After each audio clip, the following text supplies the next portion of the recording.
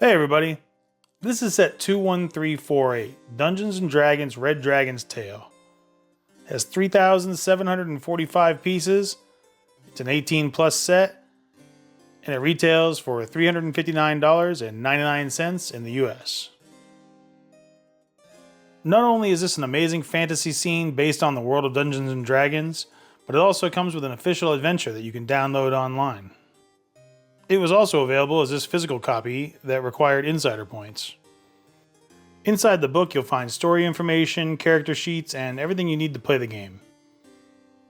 You can play with standard DnD rules with multi-sided dice or just by using a coin and taking turns. The set doesn't come with any dice, so you'll need to have your own, or you can claim a free digital Lego dice set on the D&D Beyond website. Enough about the game for now, let's take a look at the set. I'm going to do a general overview of this set and try to avoid discussing the story too much so that we avoid any spoilers, and I won't show any of the secrets that you learn when building the set. The set can be divided into different sections for easier access and storytelling. Our adventure begins at the In Plain Sight, famous for their delicious hot wings. Outside you can see there's a small dock with water that surrounds most of the set. The building is scaled down a bit, sort of like a Creator 3-in-1. When separated, the inn has an open back, and you can see there are two floors. On the first floor is the tavern, with a weapon rack and some libations on a barrel table. You can also see there are some of the inn's famous hot wings here. Upstairs you can see there's a typical room with a bed and a chest, and some sort of bag on the shelf here. Something kind of weird about the stuff in this room. Oh well, let's move on. Outside there's some vegetation on the ground. There are some spiders crawling around, and there are some trees made with ferns. I'm a big fan of this tree technique. There's a really cool tree growing by the rocks over here. And then around the side there is some kind of tentacle monster just chilling. Very cool details everywhere you look. There's this walkway that goes over the rocks with some mushrooms and vines, which all leads to the tower.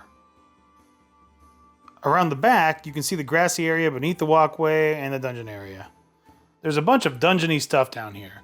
There are weapons, bones, and all kinds of creatures everywhere.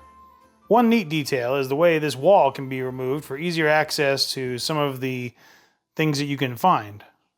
It also makes it easier to see down here. This ladder leads up to a cell. Sort of.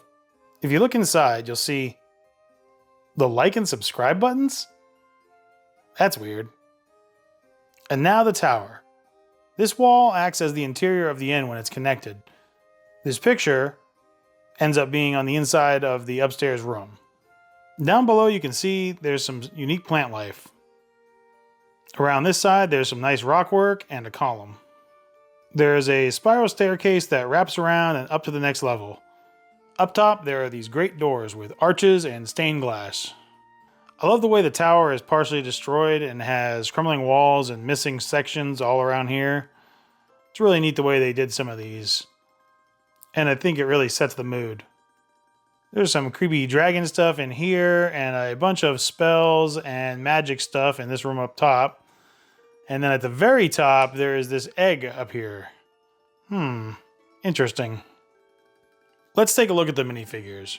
There's a dwarf cleric, a gnome fighter, an orc rogue, and an elf wizard. Also as NPCs, there is Mary Rumwell and Alex Jadescales. All of the characters not named Alex have alternate heads and expressions and are very customizable. All of the minifigs have printing on the front and back of their torso and printing on the front of their legs, but none of them have printing on their arms. And it wouldn't be D&D without the monsters. On the monster team, we have these myconids, some skelly men with magical items, a gelatinous cube, an owlbear, a displacer beast, a beholder, and of course, the dragon. The dragon is a really cool, solid build. But the ball joints on creatures like this loosen up when you're posing them. which is kind of a pain. Usually they'll lock back up when you leave them alone for a while, but I try to just keep everything in one pose and not move them around too much. I do wish they had included some kind of stand so the dragon was flying instead of perching on the castle. Just a personal preference. I might see what I can come up with. The wings are really great and have a lot of articulation, but they're a bit stiff. And the head has great details. It's got printed eyes, these horns that are made from broom elements, and it breathes fire. I really like the way they use the different reds and orange with the tan and then the black accents for all the pointy bits. This dragon is wicked. Balancing the dragon the way they do on the box feels a bit precarious, so I just do the front legs a bit different and it feels more balanced to me. But really, most of the weight seems to be supported by the tower and this back leg here. If you couldn't tell, I think this set is amazing. Even if it was just a display set, it would be great. But the fact that they included an adventure and are promoting creative gameplay for all ages, that's a major win.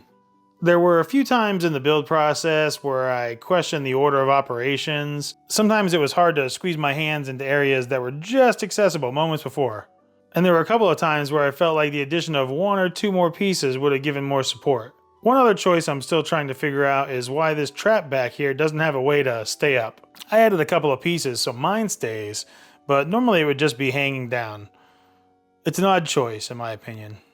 Other than that, overall, I love this set, and it'll have a permanent spot on my shelves. Hopefully coming down occasionally to be enjoyed as an adventure. Are there better fantasy mocks out there? Sure. But for an official LEGO set designed for varying skill levels, this set is one of the best ever. And as always, let me know what you think in the comments, and have a great day.